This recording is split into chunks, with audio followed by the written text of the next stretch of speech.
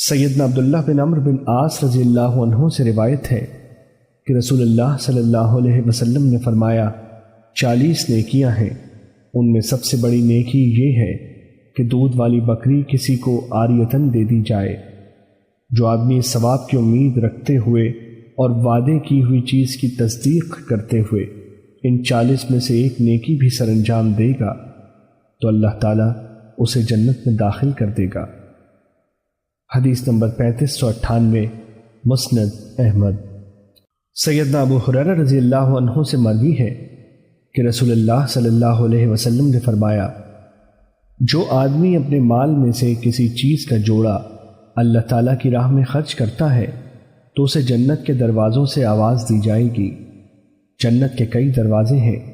جو آدمی نمازی ہوگا اسے باب الصلاۃ سے بلایا جائے گا، جو آدمی صدقہ کرے گا اسے باب الصدقہ سے بلایا جائے گا، جو آدمی جہاد کرتا ہوگا اسے باب الجہاد سے بلایا جائے گا، اور جو آدمی روزہ رکھتا ہوگا اسے باب الریان سے بلایا جائے گا۔ یہ سن کر سیدنا ابو بکر صدیق رضی اللہ عنہ نے کہا، اللہ کی قسم، اے اللہ کے رسول، اس کی تو کسی کو کوئی حاجت نہیں ہوگی کہ اسے جنت کے جس دروازے سے مرضی بلا لیا جائے، کیونکہ مقصود جنت میں داخل ہونا ہوگا۔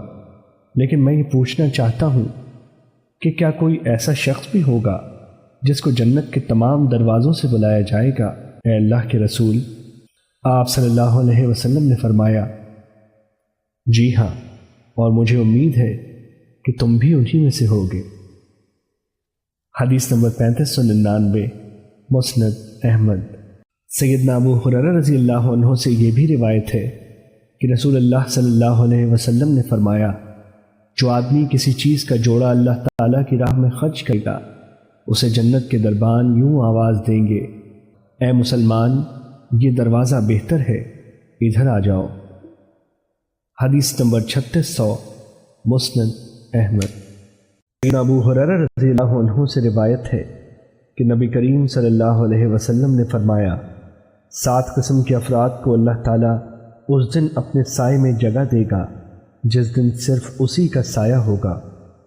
1 عادل حکمران، 2 وہ نوجوان جو جوانی کے عالم میں اللہ تعالیٰ کی عبادت کرے، 3 وہ آدمی جس کا دل مسجد کے ساتھ لگا رہے، 4 وہ 2 آدمی جنہوں نے اللہ تعالیٰ کے لیے ایک دوسرے سے محبت کی، وہ اسی بنیاد پر جمع ہوئے اور اسی پر ایک دوسرے سے الگ ہوئے، 5 وہ آدمی جو اس قدر مخفی طور پر صدقہ کرے کہ اس کے بائیں ہاتھ کو بھی یہ علم نہ ہو سکے کہ اس کے دائیں ہاتھ نے کیا خرچ کیا ہے، 6 وہ آدمی جس نے علیحدگی میں اللہ تعالیٰ کا ذکر کیا اور اس کی آنکھ سے آنسو جاری ہو گئے، اور 7 وہ آدمی جسے منصب و جمال والی کوئی عورت اپنی طرف برائی کی دعوت دے لیکن وہ یہ کہہ کر باز رہے کہ میں اللہ تعالیٰ سے ڈرتا ہوں۔ حدیث نمبر 3631 مسند احمد۔ سیدنا عقبہ بن عامر رضی اللہ عنہ سے مروی ہے کہ رسول اللہ صلی اللہ علیہ وسلم نے فرمایا، بلند آواز میں قرآن پڑھنے والا اس آدمی کی مانند ہے جو اعلانیہ صدقہ کرتا ہے، اور آہستہ قرآن پڑھنے والا اس آدمی کی طرح ہے جو مخفی طور پر صدقہ کرنے والا ہے۔ حدیث نمبر 3633 مسند احمد۔ سیدنا ابو ہریرہ رضی اللہ عنہ سے روایت ہے، نبی کریم صلی اللہ علیہ وسلم نے فرمایا، جب انسان فوت ہو جاتا ہے تو اس کے سارے اعمال کا سلسلہ منقطع ہو جاتا ہے، البتہ 3 عمل باقی رہتے ہیں۔